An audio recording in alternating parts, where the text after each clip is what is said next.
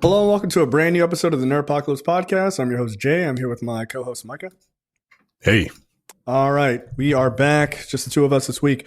Not a super long show, but there are some things to talk about. Obviously, we will talk about that Supergirl teaser trailer and the Street Fighter teaser trailer, which I just saw a few minutes ago. I can't wait. All right. Wow. All right. Checked out this week. So last week we talked about the trailer for Ready or Not 2, which I refused to watch because I had not seen Ready or Not 1, and I wanted to watch it. So as promised, I did go back and watch Ready or Not this past week. You know what? That was a lot of fun. I had a good time with that. You were absolutely right. She has she's kind of like great value Margot Robbie. I remember that when that first trailer, the first movie came out, I was like, is Margot Robbie in this movie? I was like, oh, that's not her. That's weird. They look like they could be sisters. But she's a good. She was good in this. I enjoyed it. She's got a really funny scream, which I think is nice and unique for like a horror thriller movie. That's always good. Yeah, not many people know how to scream, but Samara Weaving is actually pretty good at it. No scream stunt double is needed for her. Yeah, she has like a weird yodeling type of scream, which is certainly interesting. Yeah. Is she Hugo Weaving's daughter, I assume? Hugo Weaving is like niece or something like that. Niece. Okay. All right, cool. Something like that. When she's having fun, she can chew up some scenery too, which is, I guess that's in the Weaving family history. I have to say, seeing a woman in a wrecked up wedding dress holding a shotgun with a bandolier of bullets and yellow Converse sneakers, I was like, this is doing it for me. I didn't know I was into this thing. I'm super into this thing. This is awesome. You could tell someone had like that image in their head and 100. Then just like made a movie around it. Yeah, no, I have movie ideas that are like, they start with one idea or one scene. You're like, that's the scene. And you're like, all right, what's the story? I don't know. Just get to that part. And you're like, yeah, it totally works. Whatever that is, I'm into it. If there's a subreddit, if anyone knows of like badass chicks looking bad, yeah, send it to me. I'm all in for that. It was fun. So the trailer for Ready or Not 2 also looked like a lot of fun. Of course, you gotta double it, right? Like that's the thing with these movies. So they bring in her sister, all in. So that works for me. Yeah, it's one of those movies that I didn't need a sequel, but like it's got one. I'm like, all right, let's see what you got. Right. Like how are you going to, and it's been a while since Ready or Not came out. Like it's been a number of years. So it'll be interesting to get the band back together, so to speak, and see what they do. But yeah, I had fun with the first one. If you've not watched it, if I recall, it's on Disney Plus, if you have like the Hulu connection or whatever as well. Now I'm very interested to hear your thoughts on this next movie. Yeah. So I watched Bugonia, the new Yorgos Lanthimos movie.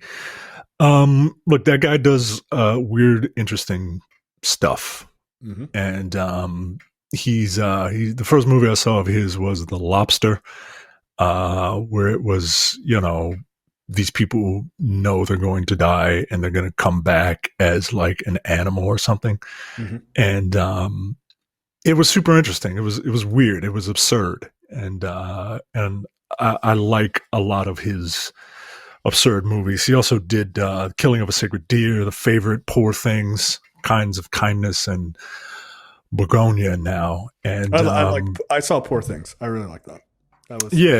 Apparently Emma Stone is this is the last of his Emma Stone trilogy. Yeah.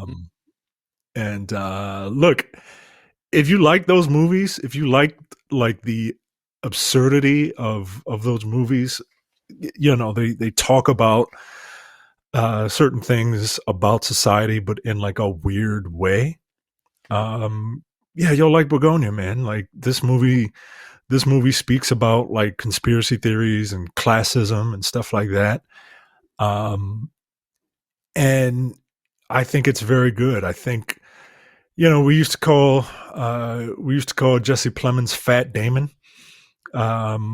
No, he's his own actor, man. He is, not just because like he lost a lot of weight, but like he's very, very good, particularly in this. So Emma Stone plays this CEO of a pharmaceutical like megacorp, and she is abducted by Jesse Plemons' character and his cousin. And, his cousin might not be altogether there, which is why he kind of goes along with some of this stuff. And they abduct this woman because they think that this CEO is an alien from another planet. And there are, I don't want to give too much. That's the premise, right? Right. That's interesting on its own, but the movie keeps you guessing, like, is this guy crazy or is he not crazy? Right. Right. And you think you know, but then you think you don't. And then you think you know again. And the movie keeps you guessing. These performances are very, very strong, man. Jesse Plemons and Emma Stone like really carry this movie.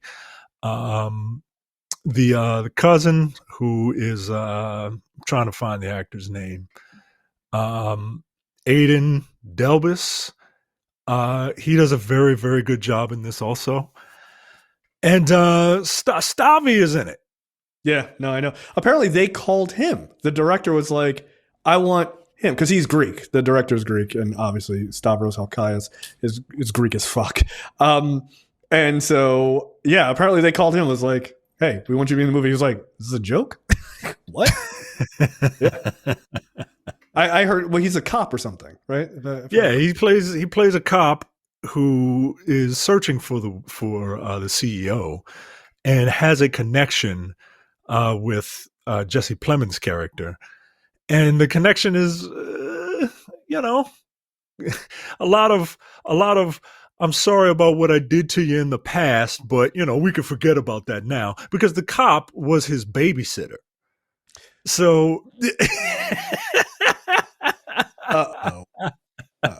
yeah. So this is a really good movie. I urge you to check it out if you are, if you're not adverse to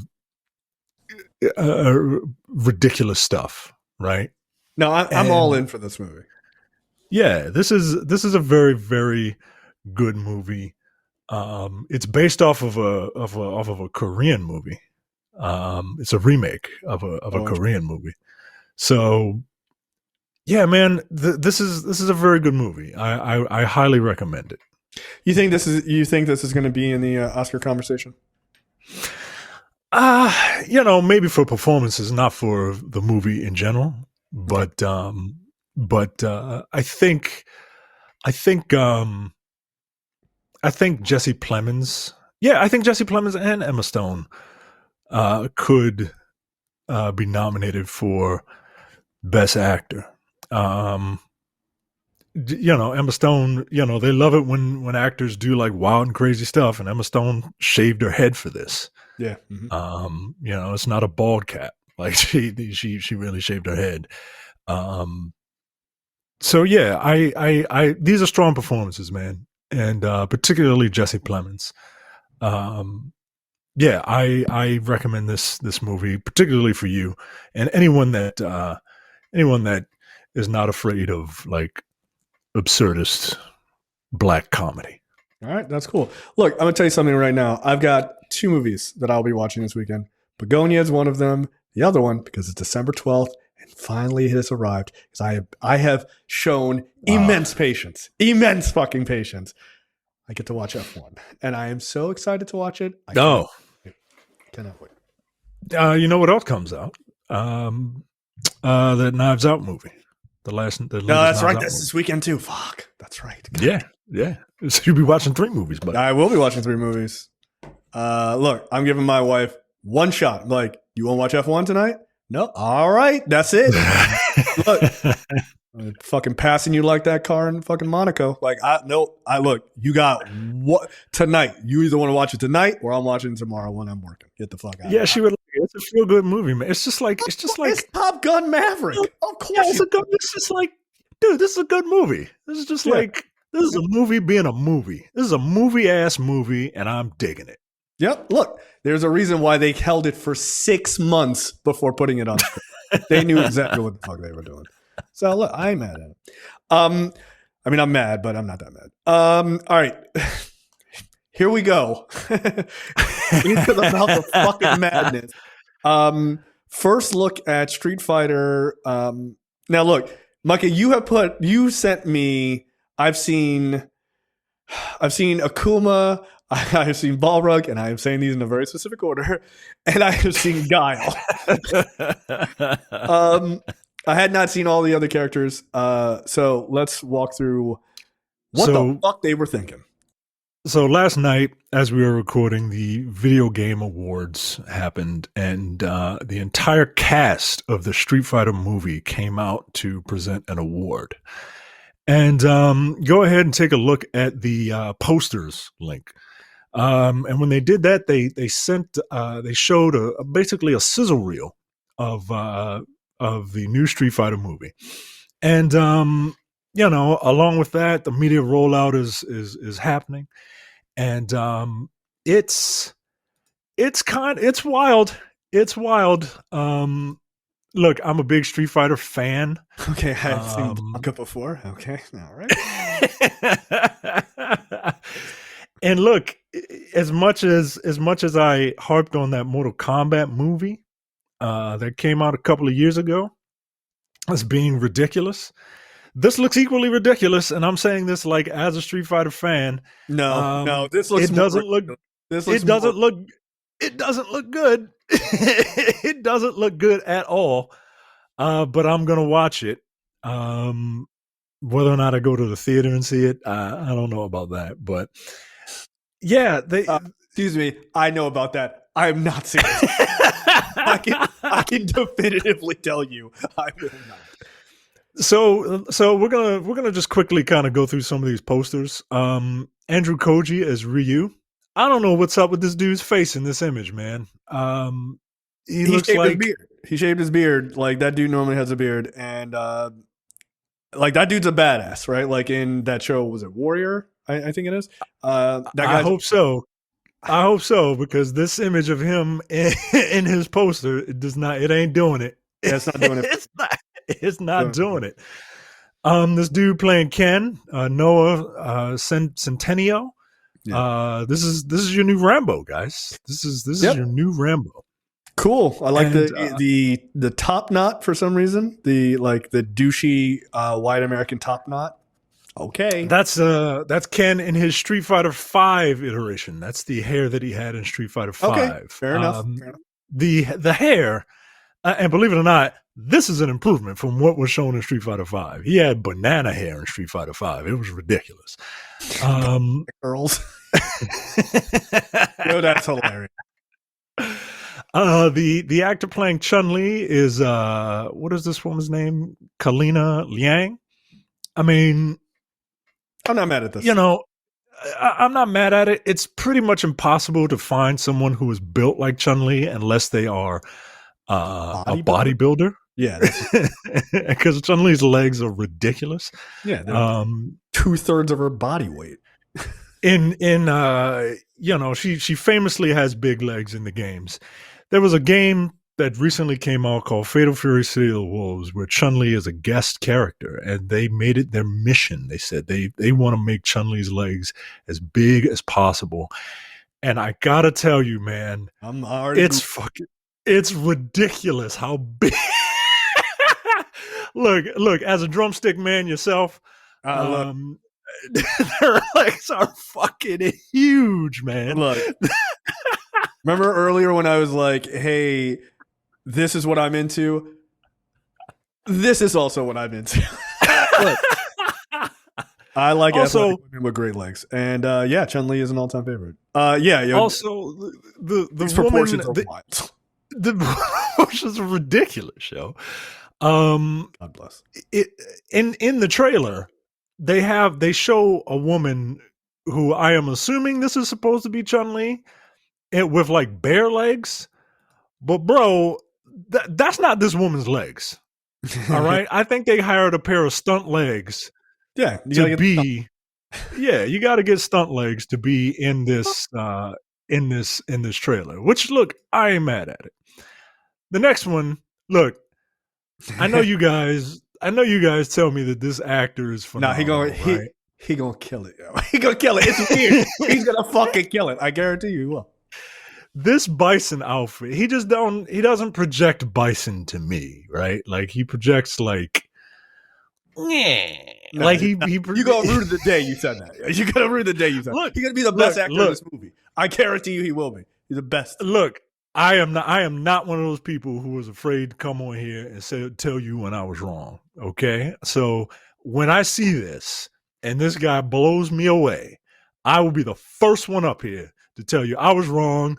David, this dude killed it. Is the best thing in this movie. Okay. One, the bar is super fucking low. In fairness to that opinion and what I said, and to David, the bar is super low. He's the most serious actor. He is. The bar is low. The bar is low, but not for that character. Not for Bison. That's true. That character was played by Raul Julia, famously.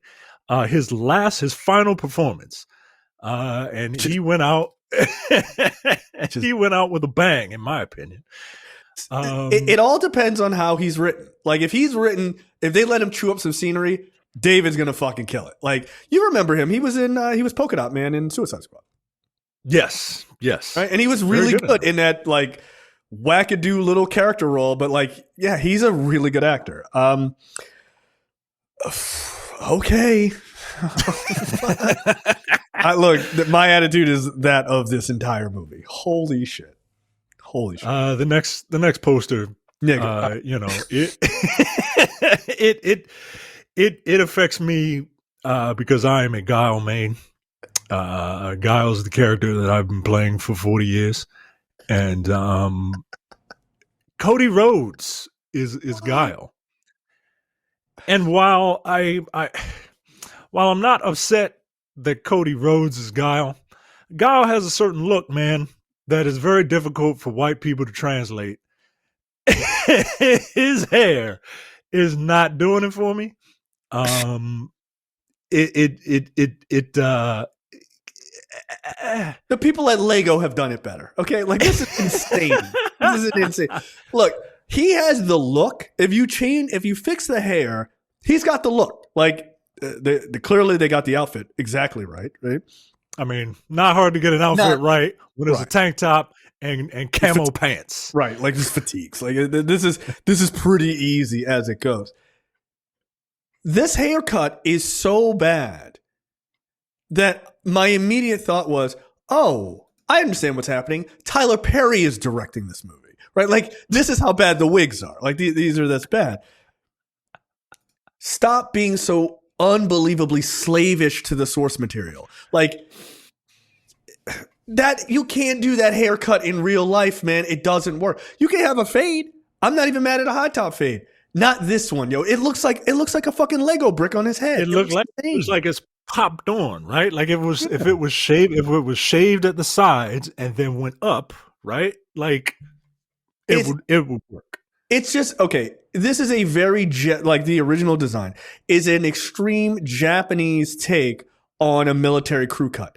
It doesn't mean you need to give a guy in the military a 9-foot fucking high top. That doesn't make sense. Just give him a fucking high top, like a fucking military squared away high top. He looks insane. Also, look, man, if you're going to be this slavish, in for a penny, in for a pound, man, Guile does not have eyebrows. You need to shave them shits off. You need to shave them off, Cody Rhodes. Yeah, like, I don't understand. Like, you could have, okay, I'm just find one of these white guys in the military. They got like a super high and tight type of fucking haircut. Like, this isn't particularly difficult to do. Like you could have just done that and just made it blonde. Like you didn't have to give him this giant. It's just so distracting. It's so fucking distracting. It's so silly, man. It's so fucking silly. I kind of love it. He's going to be saying the sonic boom though, which because Cody has a lisp. So add the voice in, just from the game. Just add the voice in from the game. Yeah. Like, I would just add the voice in from the game. Like that. Joe Anoa'i, Roman Reigns is playing Akuma, noted Japanese psychopath. Look, man, Akuma has had a wide variety of looks over the years. His current look as a very old man with a beard that kind of, his hair is kind of like a flower at this point. Yeah, it looks ridiculous. It looks ridiculous. I see what they're trying to do here. They failed. I'm actually very disappointed in this, right? Because the other ones, you can kind of, even with Guile, right? I see what they're doing. The execution is not quite there, but I see what they're doing. I don't know what the fuck this is with Akuma. Yeah, I don't care for this at all. I think it's just generally bad. This is like really high level bad cosplay. Where someone you were at Comic-Con and they were like, I'm Akuma, you're like, okay. Like, I see you put in a lot of money for this, but like, okay, if you say so. No, I don't care for this at all. This sucks. Look, we were all wondering how Jason Momoa was going to look as Blanca, and I like how like he didn't even bother to shave his beard. He was just like, nah, it was just like put my face on this CG monster's body. Yep. And you know what? As far as Blancas go, it's not bad. I guess. That's fine. It's marginally better than the original 90s Street Fighter movie. I'm Blanca. I'm really upset. Like, okay. I'm Carlos Blanca. That fucking movie's terrible. This Cammy is terrible. This is like no effort. I've seen cosplay that's put forth more effort than this. This is just look. This is Cammy in her Killer Bee outfit. I'm not mad at it. I'm mad at the gauntlets. The gauntlets need to be like actual gauntlets and not like gloves. But it's Cammy. She feels like an underdressed flight attendant. Like this is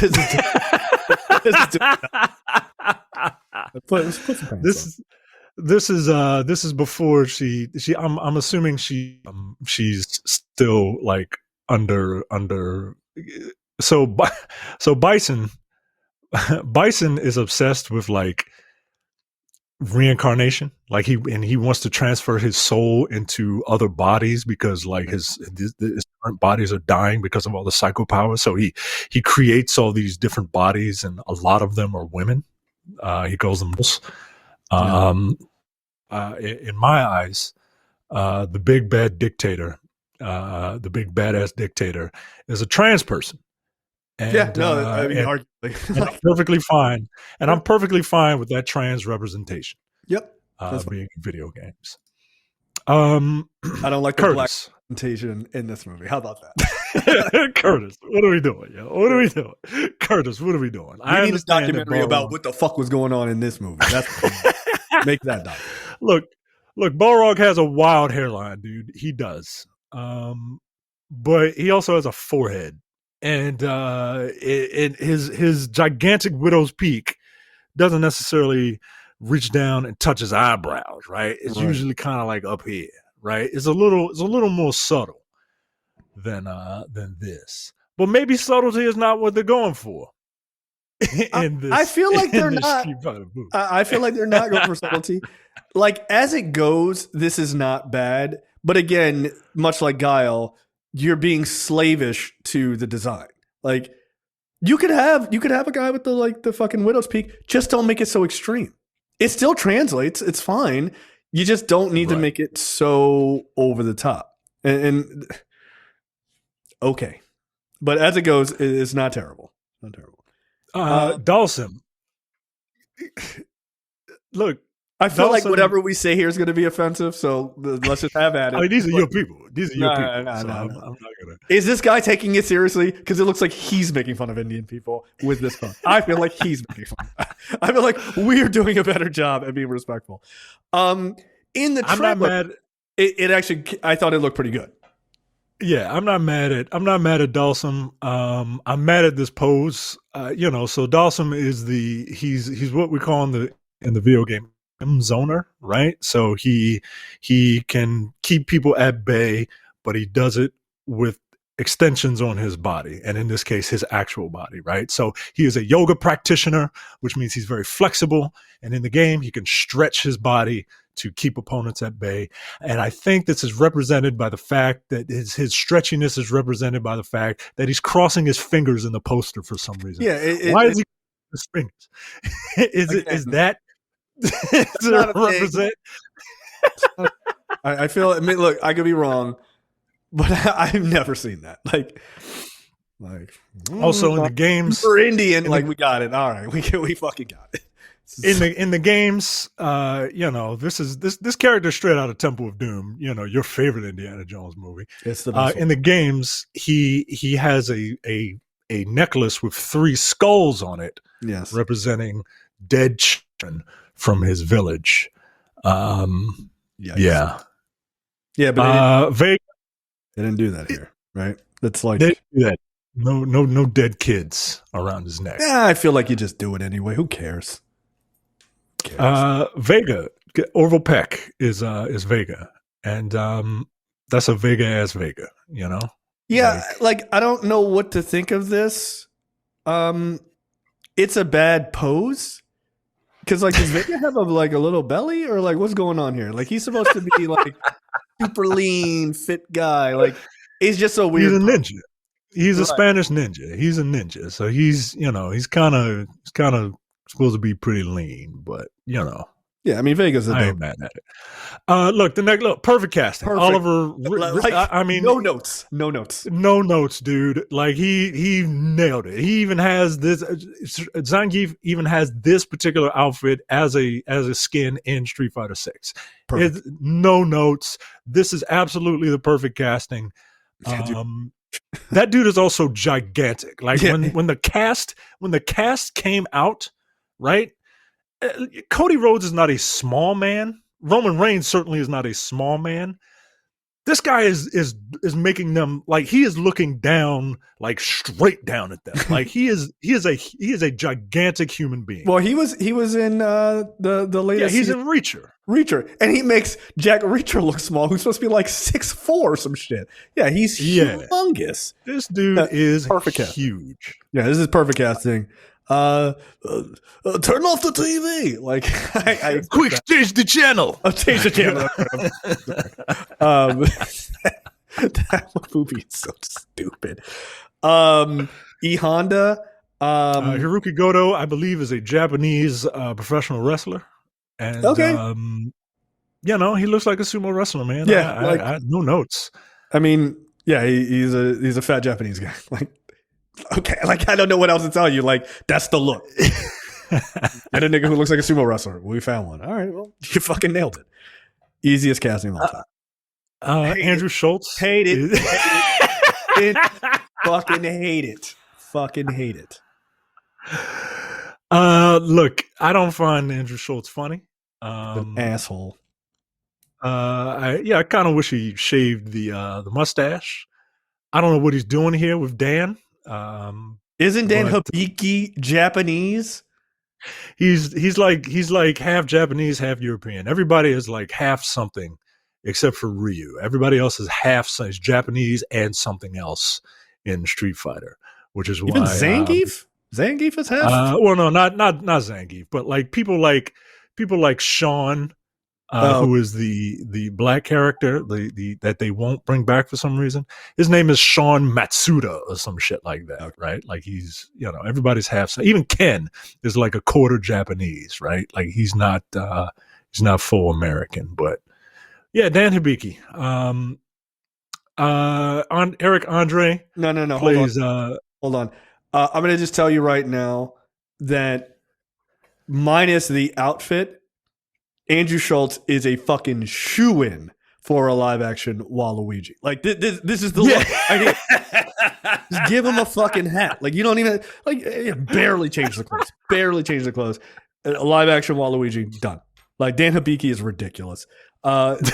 Did you think to maybe like work out once, put on some muscle mass. No, fuck it. I'll just be Waluigi in a fucking rose-colored outfit. Fuck off. Well, Dan Dan fashions himself as a fighter, but he's not really good at it. So then this works. Eric Andre plays the guy with the bullhorn in Balrog's stage. That's a take. Okay. This next woman is playing one of Bison's dolls that I spoke about earlier. And this dude, I guess he's an MMA guy, is playing Joe. Joe is from the first Street Fighter. He's one of the people who is in Street Fighter 1. Oh, okay. Yeah. So there you go. Street Fighter is coming out. There's a sizzle reel online. This movie's going to be bad. I'm going to see it. It looks ridiculous, but it might actually be the most faithful version of Street Fighter put on film. So, okay, we'll see. All right, we shall see. Holy shit! Whew, that was a look. Okay, all right. Next up. So look, Quentin Tarantino's been in the news lately. He was on a podcast. Giving like his like top movies or whatever. And when it got to There Will Be Blood, I think he said There Will Be Blood would be on the list. But there's one flaw, his words. And he said that the flaw in There Will Be Blood was Paul Dano. Yeah, that's Paul Dano. It's just kind of a weird take. Paul Dano plays twins in the movie. And he's quoted as saying it's supposed to be a two-hander. It's not. He called Dano's performance weak sauce.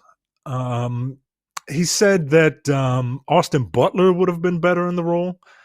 And that quote Doubt. referring Doubt. The fuck out of here. And I don't think, I don't think Butler is a terrible actor at all. I disagree that Paul Dano would have done a worse job. I 100% disagree with that. He says of Paul Dano, he says that he's, quote, he's just such a weak, uninteresting guy. He said he's the weakest male actor in the Screen Actors Guild and the limpest dick in the world. All right, did he fuck your girlfriend or something? Like, what the fuck? No, there's some personal shit. There's no way he believes that. There's gotta be, right? There's gotta be. He's the worst actor in the Screen Guild. Come on, man. That's insane. That's an insane comment. And look, maybe he's being hyperbolic, but he's,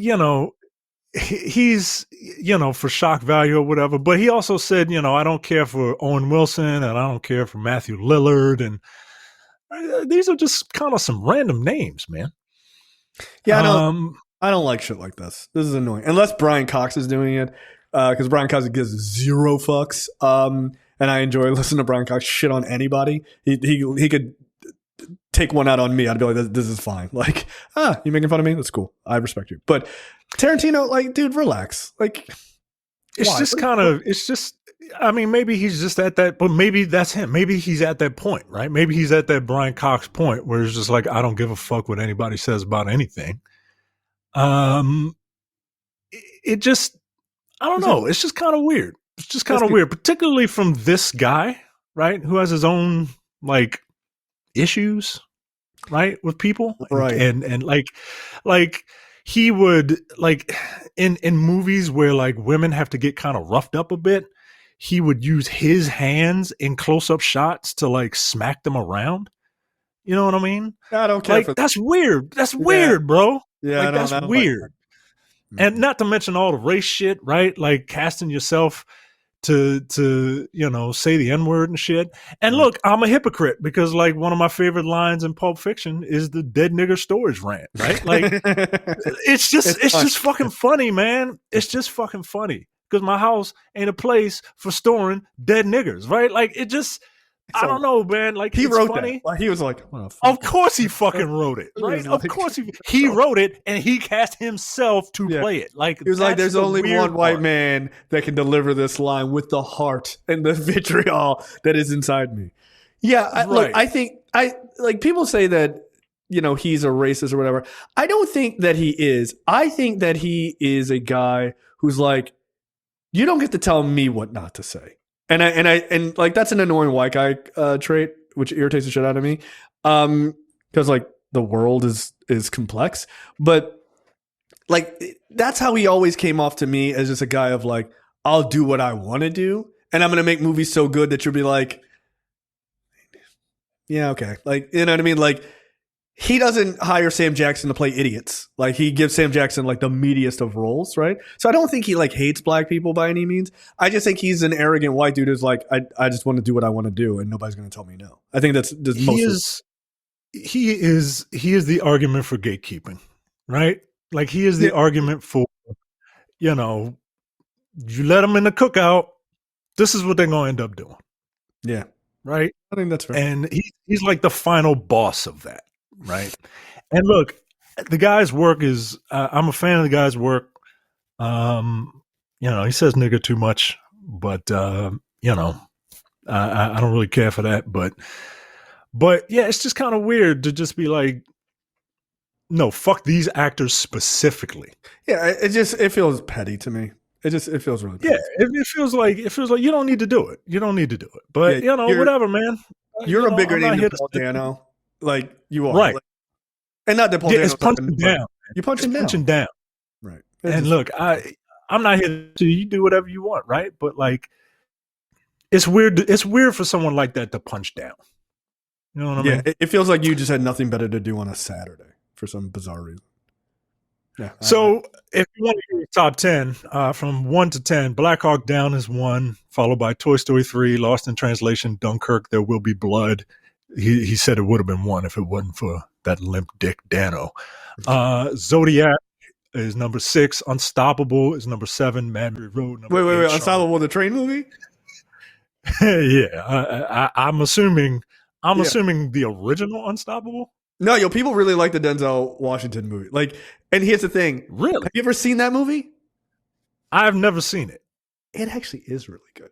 Like, it's a weird train movie. Like, it's just like a young guy and an old guy making fun of each other, like trying to stop a train. Like, it shouldn't be good, but somehow it feels like a Liam Neeson movie. It feels like it's a simple fucking premise, but it really does work. Yeah, like, no, it's bizarre. Like, I feel like you would actually surprisingly you'd be shocked how much you would enjoy that movie.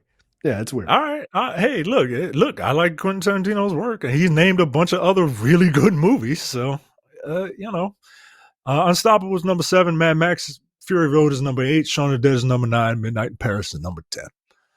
Okay. Midnight in Paris. That's a great movie. Look, a bunch of people came to Paul Dano's defense. Ben Stiller, who directed Dano in a couple of movies, said that he's fucking brilliant. Simu Liu posted, I don't know, man. I think Paul Dano's an incredible actor. Reese Witherspoon, Matt Reeves, Daniel Day-Lewis. Bunch of people came to Paul Dano's defense. When he said this shit, like, it's just so stupid to me. Why? I mean, he's getting old, man. He's getting old, and old people just don't give a fuck. Yeah, I guess, man. Bizarre. It's weird to me, but By the way, Unstoppable, 87% on Rotten Tomatoes. Dude. Get the fuck! Am I gonna have to watch Unstoppable? I'm telling you, it's a surprisingly good movie. It is. 87% from critics. Fans only gave it a 72%. Critics were like, no, this is the shit. It's weird, man. It's weird. It's on Disney. All right, I'm gonna have to watch this show. It's like, quote, it's a genuinely thrilling nail biter. It doesn't make sense. Breathtaking cinematography, one of the audience reviews said. That's insane. All right. Just saying. It doesn't make a lot of sense, but it's actually good. It's only an hour and a half, too.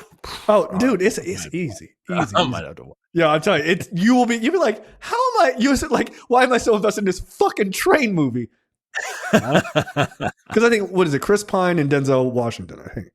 Like, yeah, it's fucking silly, but it works. It absolutely works. All right, next up, James Gunn says something that I think is actually really worth digging into. He says he's happy that finally Supergirl is finally allowed to be messy like male superheroes have been for a while. So I mean, like, we'll talk about the trailer, obviously, but like she has like sort of an emotional aspect to her. Like she's drinking a little too much and everything else. Even Gillespie, who I believe wrote it, directed it, said this is really an anti-hero story. She's got a lot of demons, a lot of baggage coming into this, which is very different from where Superman is in his life. Gunn adds, so many times female superheroes are so perfect. She's not that at all. Look, I think that's a really good way of handling this character.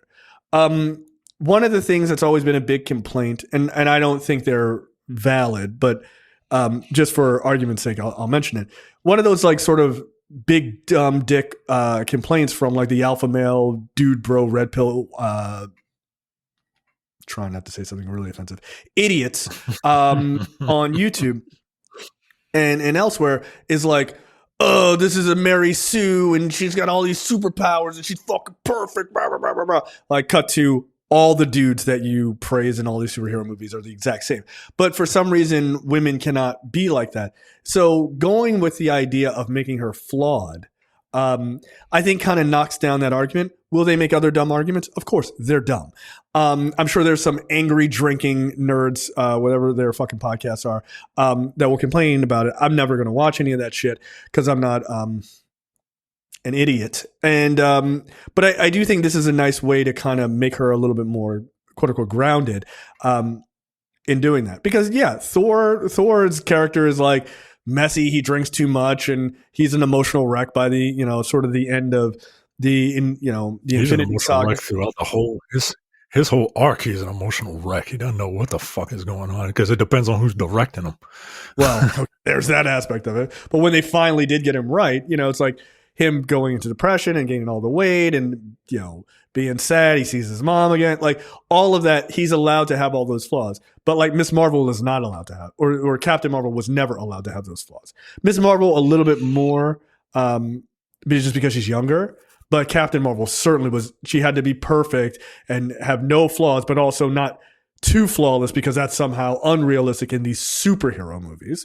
So yeah, I like this idea. I think it's a smart move. What are your thoughts? I think it's a good way to play the character, especially because I don't know how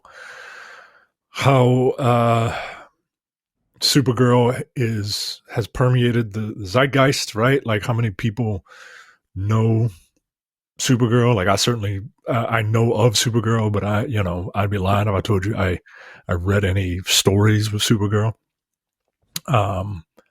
So yeah, and also it's just good practice, much like we talked about with the Beast in Me. It's just good practice to have women play roles where they're human beings, right? Like it's a novel concept that I hope catches on. And you gotta, it's classic like character growth stuff, right? You got to go from one place to another place. And I don't want to get too much into this because we'll talk about it in the trailer, but yeah, it's an anti-hero story and she's got a lot of demon. Like that sounds interesting to me, especially because you really have to juxtapose it with Superman, especially with this being the movie that comes out right after Superman. Yeah, you can't make a copy because that gets boring. Right. You can't make Superman but girl, right? Like that's a disservice to the character. And it's a disservice to the thing you're trying to build. Yeah, I agree. And also, I think it plays really well. And again, we'll talk more about it in the trailer conversation. Like it plays really well, knowing that at some point here you're getting a Wonder Woman movie. So like, okay, you make this sort of messy kind of character, this messy female character, but then how do you juxtapose her? Because she gets juxtaposed against Superman for obvious reasons. But then how do you juxtapose Wonder Woman to her, right? Like because that's going to take. Like you got to bounce off of that too to not make sure you make the same. You don't want to make a copy of this Supergirl. You want to make it something different, but you don't want it to be an exact copy of Superman either, right? So this is this is when Gunn's ability and the people writing this stuff is important because they actually know the characters, right? I don't think Zack Snyder knew almost anything outside of the surface level information about Wonder Woman when they kicked it off. So, and it shows to a degree, right? Like, it's got great action scenes and stuff like that. But in the character moments, you don't get as much meat on the bone because they didn't really understand. They hadn't been reading those comics for 30 years, like I'm sure Gunn and these other people have really been into. So, I think this is a cool way to handle her. Next up, Paramount attempts a hostile takeover to buy up Warner Brothers. I don't care for David Ellison. I don't like the cut of his jib. I don't like his dad, Larry Ellison, either. I think the Ellisons are terrible, terrible people. Apparently, what they decided after Netflix ate their lunch and came out was like, boom, we're going to give you, I think it was like $27 and like $27.25 per share to Warner Brothers shareholders. Paramount was like, they went directly to the shareholders and they were just like, fuck the board. We're going to give you $30 per share. Like, so basically, if you guys all sell your shares to us, hostile takeover, we take over the company, we fucking boot the board, but you get more money. Only 24% of the time does that happen and work. Most times people go, I don't trust it. And you know what? For smart reason. You shouldn't. Look, it seems desperate.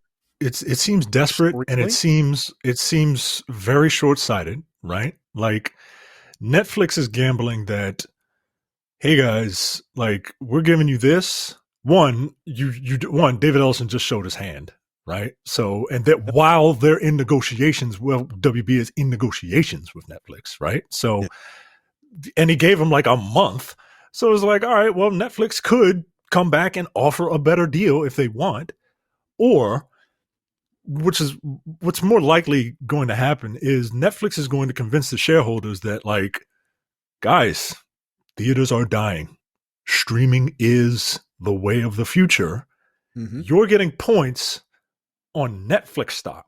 We're not going anywhere. And that's what they're banking on. Mm-hmm. Like, either you take a quick payday right now with Ellison, or you go with us and bank on the future remaining largely the same, which is not a great bet. Right. Or you go with us and we see the future as Netflix is only going to get bigger. And right. And that's the gamble here that they're doing. Look, it had been. I had not thought of a thing that is going on in this until it was pointed out to me. There's also another reason that, like, a lot of people are like, well, they want to own, Paramount wants to come in and own all these, like, the movies and stuff like that, and maybe put their potential, like, conservative spin on things, right? Like, they want to control the sort of general narrative of, like, American television and movies, which is not a thing to dismiss. That is a very real thing, right? Because remember, the Ellisons are very much right-wing. They're very much mask off in their politics, right? Like I said last week, Ted Sarandos is more of a, like, money, please? Like, I've never heard too hard of a line politically where Ted Sarandos lives. And you can look at what's on Netflix. Everything. They don't give a fuck. Like, they're in the business of, like, sadly, quantity over quality. So they don't really give a fuck about, like, trying to shape a particular narrative. That's clearly not their thing. They just want money. Which I guess in the battle between two fucking goblins, I prefer that over right-wing horseshit. But that being said, there is another aspect to this, which is Warner Brothers owns CNN.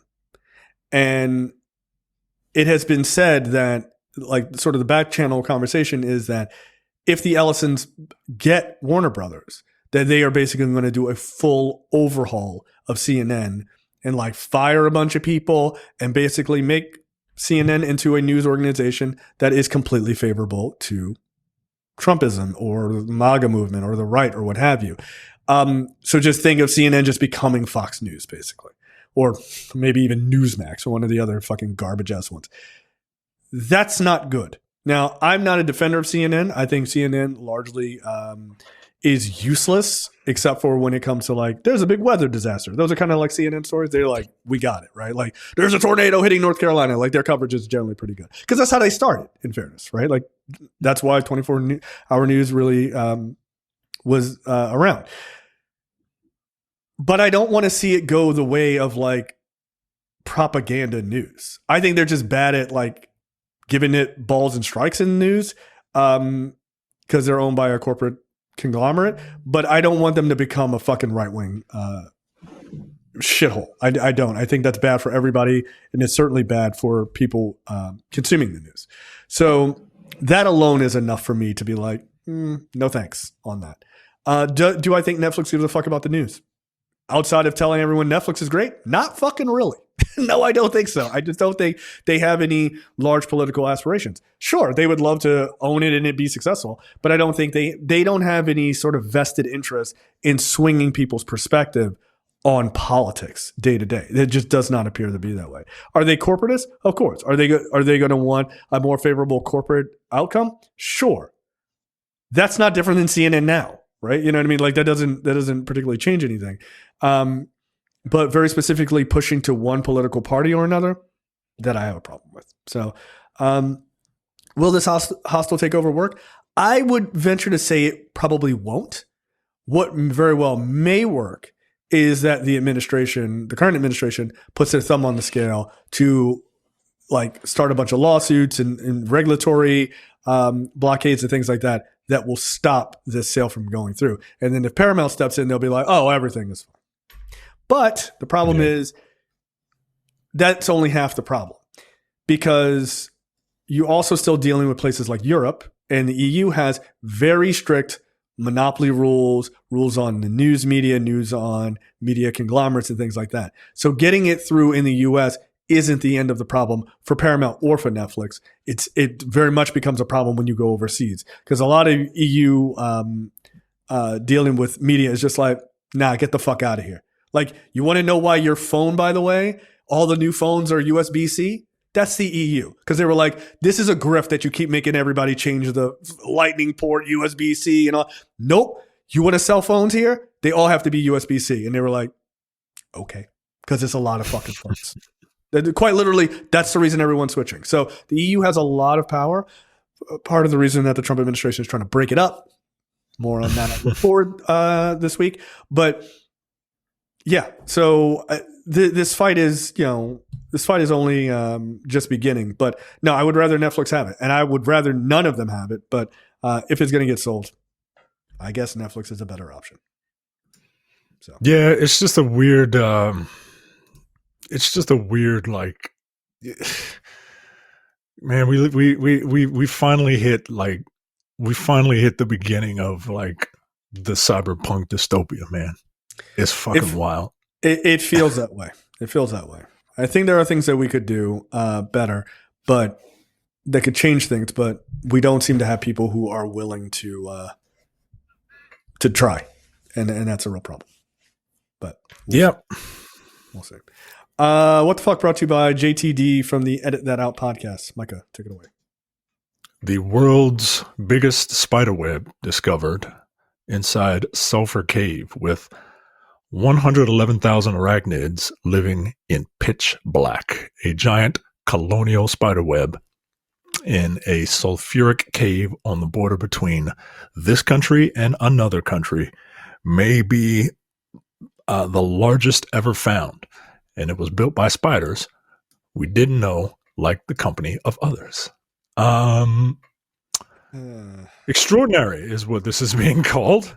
No, disagree. The colony of a colossal web in a predominantly dark zone of the cavern, according to a study published in October 17th.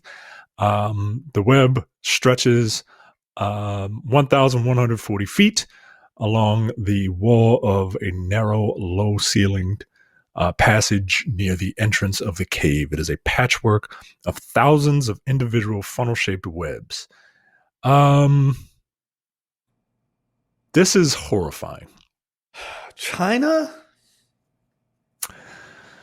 No, my friend.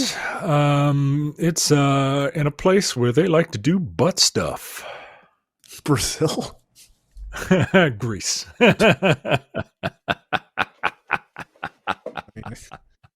According to Close.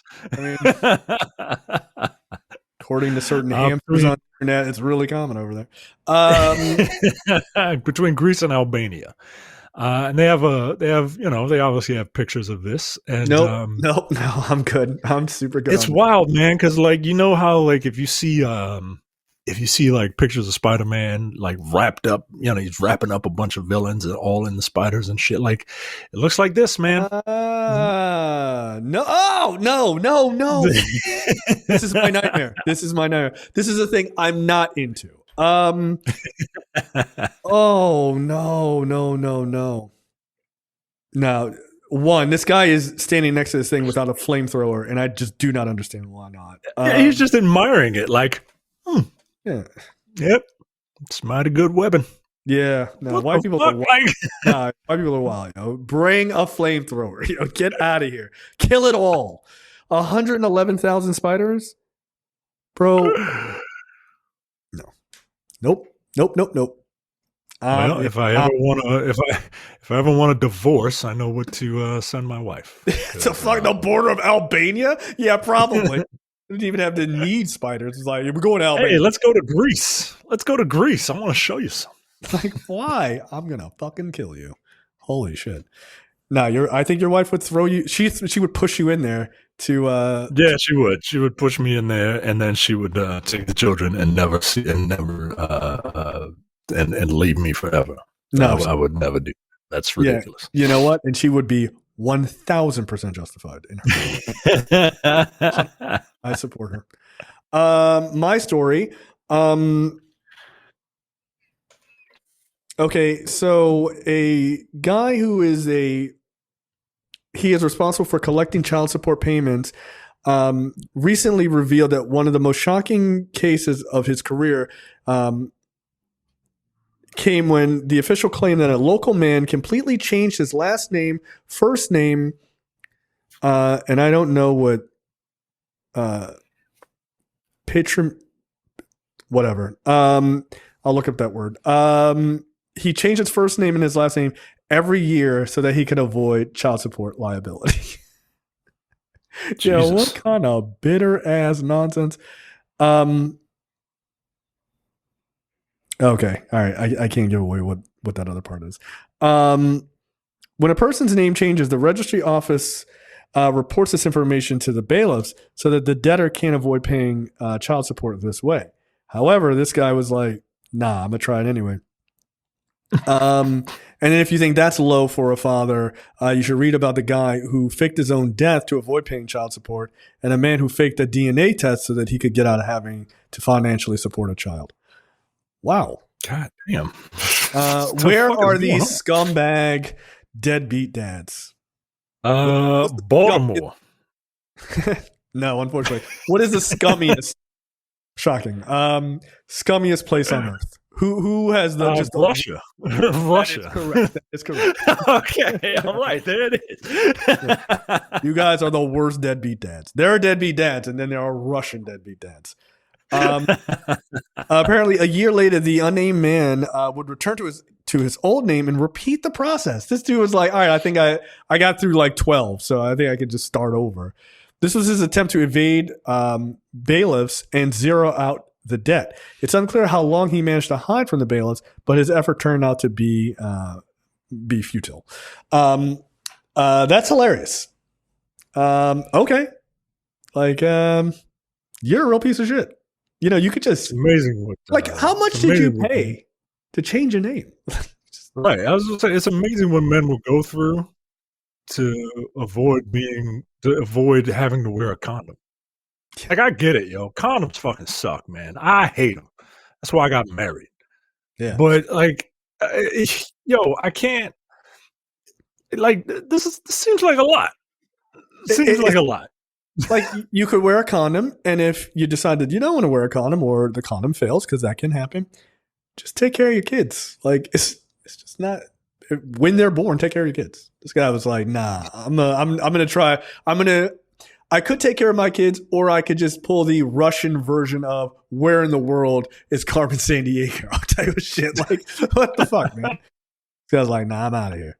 All right, that's you're a dirtbag. All right, trailers this week. Like we talked about earlier, trailer for Street Fighter. This is just a teaser trailer. What do you think? Are the moves cool? Are they? Do they look good in motion? Listen, man, I told you I'm a Street Fighter fan. As much as I was shitting on those Mortal Kombat fans for enjoying that Mortal Kombat movie, I'm a massive hypocrite, man, because I'm gonna watch this. I'm gonna enjoy the fuck out of it. It's fucking Cody Rhodes just did a standing flash kick. Like you gotta kneel down for 2 seconds before you do that, bro. Like what the fuck? Don't be an asshole. This trailer knows this like sizzle reel knows exactly what it needs to do. Mm-hmm. There's no talking, right? There's no words. It's fighting.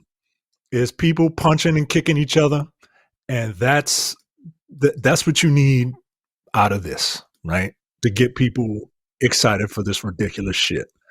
Zangief is doing wrestling moves. Check. Someone has nunchucks for some reason. That's weird. Maybe. Ryu is doing his back throw the way it's done in Street Fighter 2. At 34 seconds, you can see what I think is the stunt legs, because I don't know if that woman's legs are that big, but if they are, good on her.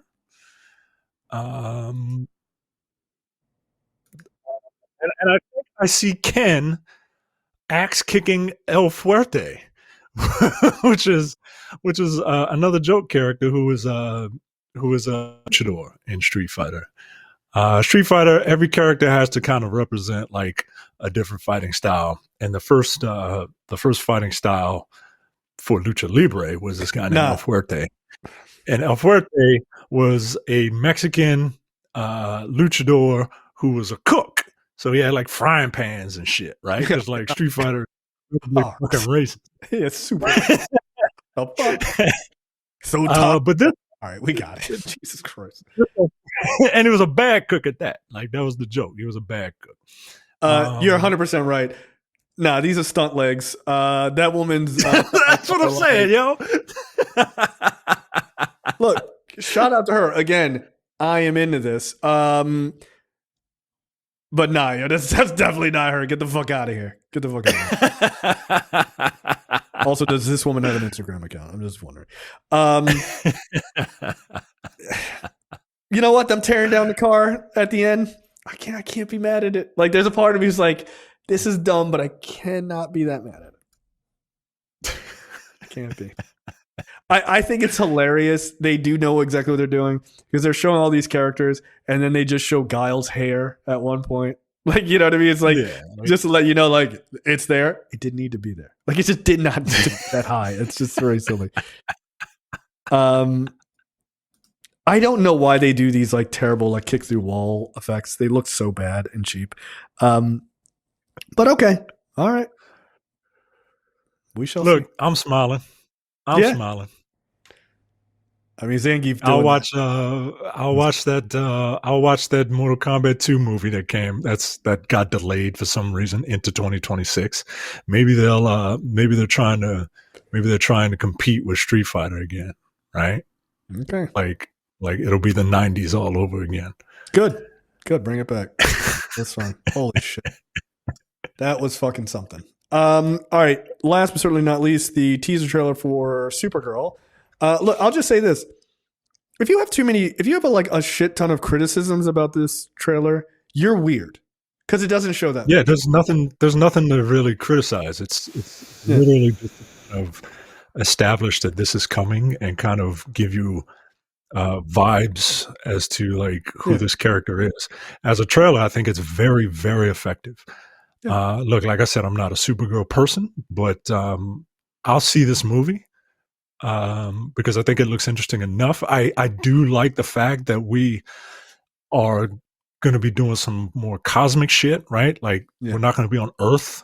This looks very, very sci-fi, and I'm digging it, man. I'm digging it enough that I'm not exactly counting down the days yet, but I'm like, all right, let's do it. Let's give this a shot. Let's see what this is. And look, this movie might make a new fan, right? At least in me. And I think the movie is kind of banking on that, because what they do at the end of the trailer that I think is really, really good is they show you, hey, read where it all began. This is the comic that this movie is based on. I think that's really, really smart. I think it's really smart. It's a great way to get people into comics. I think more of these comic book movies need to do that. Mm-hmm. And yeah, man, like, and also the DCU is in good hands, man. Yeah. And also there's another aspect to that, just from a financial standpoint, right? Like, even if you're a DC fan and let's say you haven't read that one and you go out and read it, like, then you instantly are selling more comic books. Like, you know what I mean? It's like you're playing this, you're sort of, you're playing this on both ends, which I think is really smart. Look, I people said, oh, this looks like Guardians of the Galaxy. Is that a negative to you? Like, feels like a pretty positive choice to me. Like, yeah, that trilogy of movies that is beloved. Okay, like, yeah, good. Right. It's arguably the best 3-movie trilogy in the MCU. 100%. Arguably. Right? So that or the Cat movies, like, to me is the only argument against it. So yeah, I mean, it has that same feel, which is interesting because Gunn's not directing this, right? So like they clearly liked Gunn's design of space, and so they were just like, let's just go with that, which is cool. I like that. I like that style of space, and I'm not mad that space looks similar between DC and Marvel. Like, who cares? It should look dirty and gritty and weird and like a little off color and stuff like that. You have a character like Lobo there. Like, Lobo shouldn't be in a clean, perfect, like, future space world. Like, this isn't Star Trek, right? It should look grimy. I like that you're not seeing her in the costume for a considerable amount of the trailer, right? Like this idea, yeah, she's this badass, but she's not walking around in that costume all the time. And my guess is when she does kind of fully embrace who she is, that's when you get the sort of the full suit and all that other stuff. And it seems like they're also playing on the idea of, like, the superhero kind of protecting this young person, but we don't really see that a lot with especially a younger female hero.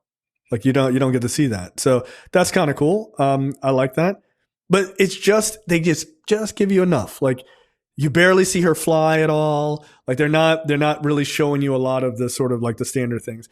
And then it has the line that I think is the most important, which is, tell me about Superman. He sees the good in everyone. I see the truth. It's a perfect dichotomy between those two characters. Like, it is excellent. It's really, really smart. So yeah, I'm all in. Looks good. I'm interested to see a full trailer though.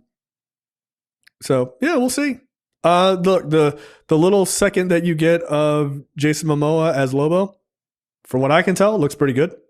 Looks like Lobo to me. Yeah. So yeah, I don't have any negatives about it because there's not enough to draw a negative conclusion about. And look, man, I don't go into too many movies that I want to see looking for negatives. You know what I mean? Yeah. Like, if I'm looking for negatives, then I'm not going to see it. Right. Like, even something that I know is going to be bad, like Street Fighter, like, I'm excited to see it, and I'll point out good things about it.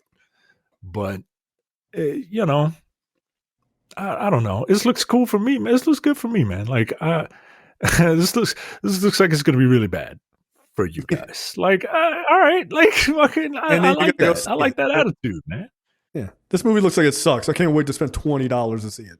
The fuck? Why? So I can come back and tell you guys how much it sucked. You could just not do that. Like, all right, well, but I need hits on my YouTube channel. All right, well, fair enough. Yeah, no, I think this looks good. But I'm very interested to see just what they do in a full trailer. But I don't know who this girl is that she's shepherding around. Maybe that's in that original comic. I think that's written by Tom King, if I recall. I could be wrong about that. I don't know if she's a specific person or if that's just new for this movie. She's got a sword. I'm always down for that. I think swords are cool. But yeah, all in all, I think it's good. I like the flawed version of her. You know, you see that she obviously survived the death of Krypton, and she's kind of just stuck out there in space by herself, which also, you know, super fucks her up, and that's kind of the point of her entire story. Good. Give me some emotional beats. Have her punch people. This is what I want. Like, you got it. So, yeah. Plus, you know, I'm sure they're going to explore, like, you know, what's it like? Because the girl even says, "What's it like being Superman?" Like, or what's Superman like? Like, I'm sure that's got to piss her off, yo. Like, or she's got to like live in that shadow. You know what I mean? Like, who wants to live in the shadow of Superman?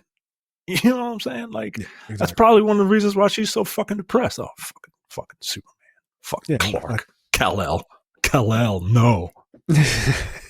She should do that, actually. That's what I want. Please don't do that. All right. Anything else you want to chat about? Nope. All right. One last thing before I go. He is, in fact, he's problematic as fuck. I know. I will never say that he isn't, but he is the GOAT. Tom Cruise is putting a hold on his movie that's taking place in space because he doesn't want to have to ask the president for a favor that he'll have to pay back. Good for him. There you go. A lot. Because Tom Cruise can't wait to do a movie in space. You fucking know he can. He's like, not trying to owe that piece of shit anything. So fuck that. Yeah. Smart. Well, he better hurry. He better hurry up and hope something happens because Tom Cruise is not exactly a young man anymore. Neither is the president. So we'll see. Look, just storyboard the movie out. Do it in 3 years. Probably. Let me ask you a question. Is Tom Cruise going in space? Is he going in space? Yeah, no, that's the whole thing. Is like the movie is. That's why. Be in space. Like, because they have to ask NASA. Atmosphere. Yeah, like they have to ask NASA for permission. That's why he's like, no. Tom Cruise in space. The GOAT. Man. All right. They said it could never be done. If Tom Cruise can pull off a movie in space, like actual space, nigga, that would be amazing. Then that's it. He's the greatest movie star of all time. Yeah, no, that like not the best actor, but the greatest movie star. Right. Because nobody else can pull that shit off. That's amazing. And also, like, if you're gonna do it, I kind of want you to be surrounded by a bunch of like top level ass actors, right? Like, look, put all the top level people in space. Like, I need Denzel in space. Okay, even if it's for a cameo, I need Denzel. I need Tom Cruise in an astronaut suit going outside of the fucking shuttle or whatever, and he's like working on it, and you just see Denzel Washington inside the shuttle because he's black. He ain't going outside. Get the fuck out of here. And he just be like, my nigga. And then he just you got his ass in that shuttle. Yeah, exactly. Actually, Denzel's like, I'm not going. Get the fuck out of here. But like, that's all I need. I need a black person in space. Is it Idris Elba or Denzel Washington? I would be fine with it. All right, that's it for us. We will see you guys next week. See ya.